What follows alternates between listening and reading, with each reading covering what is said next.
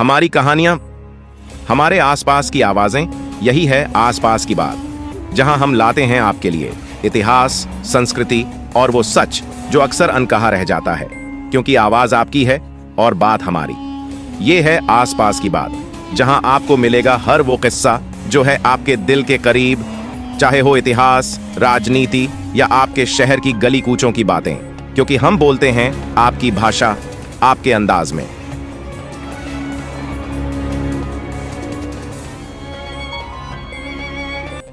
दोस्तों, सोचिए, अगर भारत को रोजाना लाखों बैरल तेल आधे दाम पर मिलने लगे तो क्या होगा? पेट्रोल डीजल सस्ता, अर्थव्यवस्था मजबूत, या फिर अमेरिका यूरोप की टेंशन और बढ़ेगी? आज हम आपको लेकर चलेंगे रूस भारत ऑन ऑयल डील के उस सच तक जिसे जानकर आप कहेंगे ये है असली गेम चेंजर। आज हम समझेंगे रूस ने भारत को छूट क्यों दी, भारत ने मौका कैसे लपका और इसका असर दुनिया की राजनीति पर क्या होगा। पहला सेगमेंट, रूस का संकट और भारत का मौका। रूस यूक्रेन युद्ध के बाद पश्चिमी देशों ने रूस पर भारी प्रतिबंध लगाए। यूरोप ने रूसी तेल खरीदना बंद किया। रूस को चाहिए था नया बड़ा ग्राहक। भारत बना परफेक्ट बायर, क्योंकि भारत की ऊर्जा खपत लगातार बढ़ रही है और भारत को चाहिए था सस्ता तेल। दूसरा सेगमेंट, छूट का खेल। रूस ने भारत को 30% से 40% तक डिस्काउंट पर तेल बेचना शुरू किया। उदाहरण, अगर अंतरराष्ट्रीय बाजार में कच्चे तेल की कीमत $100 प्रति बैरल थी, भारत को मिला सिर्फ $60 से $65 में। भारत के लिए फायदे: 1. विदेशी मुद्रा बचत अरबों डॉलर। 2. महंगाई कंट्रोल। 3. ऊर्जा सुरक्षा।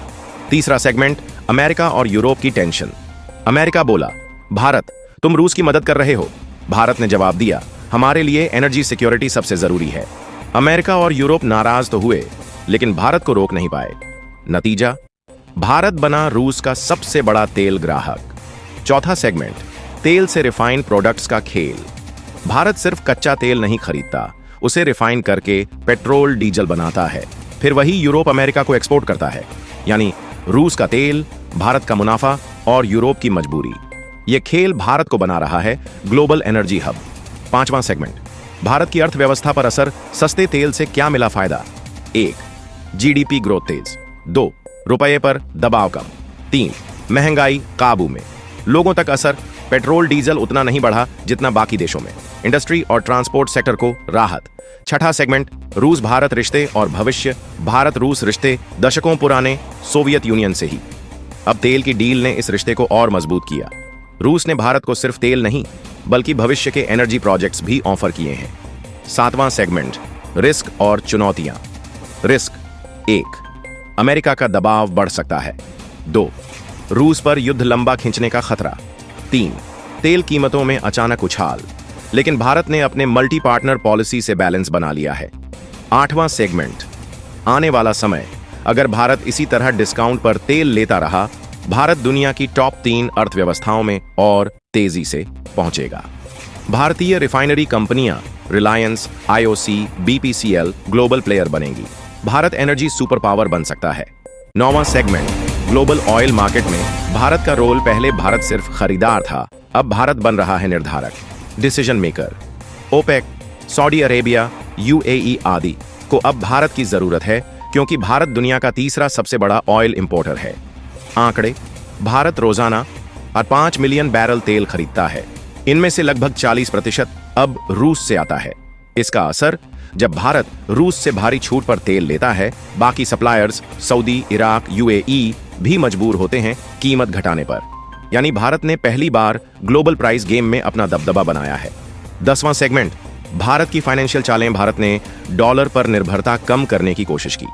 रूस के साथ रुपया रूबल ट्रेड शुरू हुआ। इससे भारत को मिला फायदा, डॉलर रिजर्व पर दबाव कम, रूस के साथ डील और भी आसान।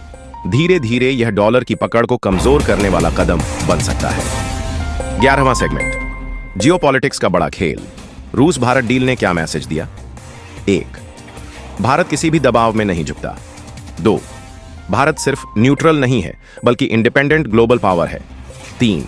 अमेरिका यूरोप को यह समझ आया कि भारत बिना उनकी परमिशन के बड़े फैसले ले सकता है। इसी वजह से आज अमेरिका भी भारत को डांटने की बजाय पार्टनर बनाने पर मजबूर है। 12वां सेगमेंट, भविष्य दुनिया renewable energy, solar, wind, hydrogen की तरफ बढ़ रही है। लेकिन अगले 20 से 30 साल तक तेल ही सबसे बड़ा हथियार रहेगा। भारत ने समझ लिया है कि सस्ते तेल से अर्थव्यवस्था मजबूत करो और धीरे धीरे ग्रीन एनर्जी में इन्वेस्ट करके भविष्य भी पकड़ो। दोस्तों, रूस से सस्ता तेल सिर्फ एक डील नहीं है, ये है आने वाले न्यू वर्ल्ड ऑर्डर की शुरुआत। भारत के पास मौका है दुनिया को दिखाने का कि कैसे सही टाइम पर सही फैसला लेने से देश सुपर पावर बन सकता है। अगर आपको लगता है कि भारत ने सही कदम उठाया है तो इस वीडियो को लाइक करें, शेयर करें और कमेंट में लिखें भारत एनर्जी सुपर पावर 2030।